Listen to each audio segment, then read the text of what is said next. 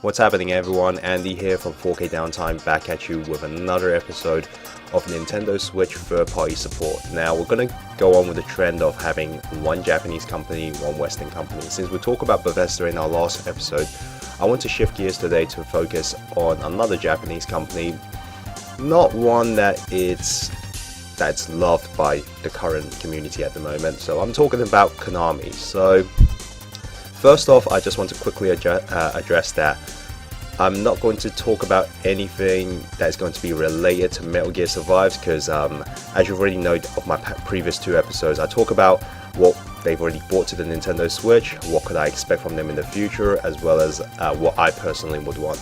So this episode will have nothing to do with like Metal Gear Survive whatsoever. I know whenever people bring up Konami right now, it's like instantly Metal Gear Survive comes up to everybody's mind. So it's already been beaten to death. I don't want to kick a dead horse, so I just want to make that clear right from the get-go. So let's start off the first point, which is what they've brought to the Switch already. And surprisingly enough, out of all the companies I've talked so far, they're actually the one that have supported Switch the least in terms of games. Definitely, they've really had one, and that's Super Bomberman R on the Nintendo Switch at launch. So they were there at launch, but then nothing came out of it ever since.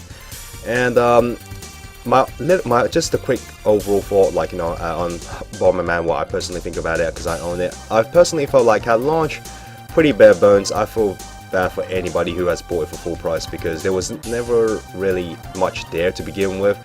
Now, surprisingly enough, Konami have actually been supporting the game throughout the whole of last year, offering updates as well as, like, you know, additional playable characters. They've tried to improve some of them, the online, the frame rates ran a little smoother now.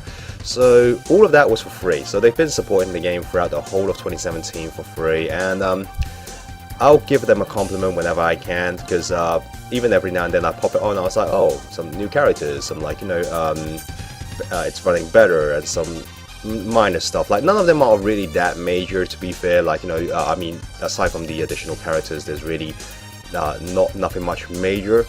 But yeah, as far as support goes, that's pretty much the end of it. Like, Konami hasn't really offered much in terms of support after that. But what could we expect from them in the future? Like, you know, since we've seen so many third-party companies now jumping onto the Nintendo Switch, just purely, like, you know, they're mostly ports, I admit, like, you know, mostly ports. Hardly any of them are exclusive content, or even are current projects that is in the works that is actually going to be coming out on all three systems soon. There's nothing major like that, like, you know, for most third parties. Most of them is mainly ports, but even in terms of ports, we haven't really heard much from Konami. And so what could we expect from them in the future? So for me, the way how I kind of, like, you know, see it at the moment is that they could potentially, like, you know, do port over some of their Castlevania games. Like, you know, again, if we're just talking ports here, I can't really think of much that Konami can port, because they haven't really done much in the last couple of years, to be fair. Yeah, some port over there, like, you know, Lords of Shadow Castlevania games, and maybe do their HD Silent Hill port that they've done for 360 and PS3. Maybe they could, like, you know, bring that over. Zone of the Enders. I could literally only think of, like, you know, all the HD remasters that they've been doing last year. So if they want to port those over, not that I particularly care that much for, because, like, some of these remasters I've actually played already, so it doesn't really bother me whether or not they bring it or not. But hey, if you haven't played it yet, then I guess you could give them a try, because, like, these ports are actually not bad, save for Zone of the Enders one. I heard that port was pretty rough, especially the one on the 360. I think the PS3 one, they released a patch and improved it later on, but yeah, hopefully, like, you know, these ports, they were to come to the Switch, like, you know, they will be ported properly.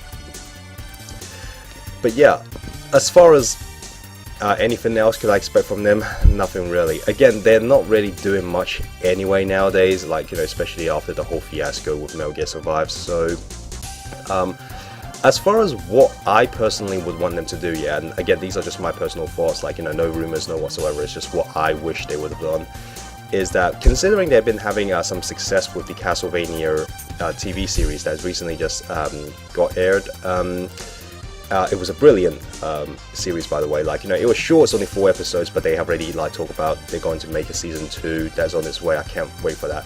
But since it got a pretty positive response from fans and critics alike, who really enjoyed it, I felt like now might be the time to bring back Castlevania. And yes, I know there were the Lords of Shadow games that came before this, but in all honesty, aside from the first one, which I thought was decent, I didn't really care much for the sequel or the one on the 3DS. So if they could now go back to the routes, go back to Inger's routes, I'm kind of thinking like the ones that they released on 3DS and DS, like those, not 3DS, the ones that came purely on DS and Game Boy Advance back then, those ones are great. If you were just to make another one in the same vein as them, like, you don't have to reinvent the wheel. I'm not even asking for a new 3D game whatsoever. I'm literally asking you guys just to make a 2D game in the same vein as the Metroidvanias that came before it.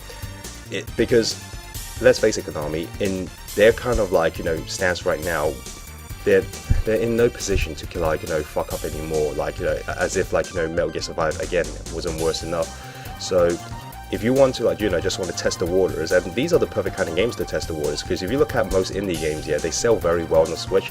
And if you want to make it kind of like one of those games which wouldn't cost you a tons of money, so even in terms of an investments point of view, it's not like you're blowing away like tons and tons of dollars just to make this game on a platform that you may or may not sell well. So if you want to go for something smaller budget, yeah, which these games, I'm sure it won't cost you that much, in my honest opinion. And the same thing could also be said for Contra as well. You've released Contra 4 on the DS and you've largely ignored it for so many years. Again, if you were to release something in the same vein, similar to Castlevania like that on the Switch, and then let's just say you charge it for a budget price, I don't know, 15 to 20 pounds, over here, sure, it might end pretty quick, yeah, but I think it would be a great way for you to just, once again, if you guys just need to test the waters, this is the perfect way to do it. Because again, I understand that financially they might not be the most healthiest company at the moment, even though their pachinko machines must be doing pretty well over at Japan, because people are crazy about that kind of stuff. But if you want to speak to some of your fans, especially over here in the West, I felt like if they were just to plow some of their money and making some smaller projects like this, it would be a great way to just kind of for one, you would satisfy the fans, you would certainly satisfy me, but I just want something, just something from you guys that just, again, going back to your routes, really, I don't want you guys to reinvent the wheel or anything like that. Essentially, all I'm just asking is just, return to some of these more popular games back then. Sure, they didn't sell gangbuster numbers, but again, it's all about talking about how much did you invested and how much you're expecting to get in the return. And if they could do that, I personally would be happy. I'll buy them. And like I said earlier, I really enjoyed the Inger Castlevania games. Those were some of the best ones that I've played, even though I do really enjoy the old school NES ones. I think those are great as well. The same thing for Contra as well. Contra 4 was amazing, and I thought the earlier Contra games, they were all great. So just make something akin to that would be great.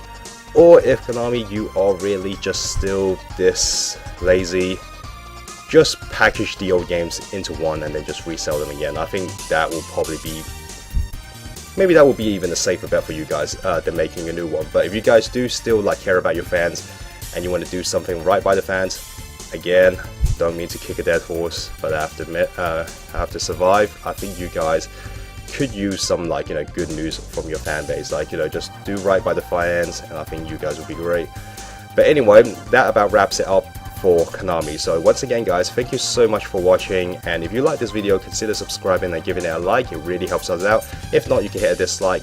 This is Andy signing off, and I'll see you guys next time for the next Nintendo Switch third-party support. So as always, guys, have a good one. We really appreciate you watching it. Thank you.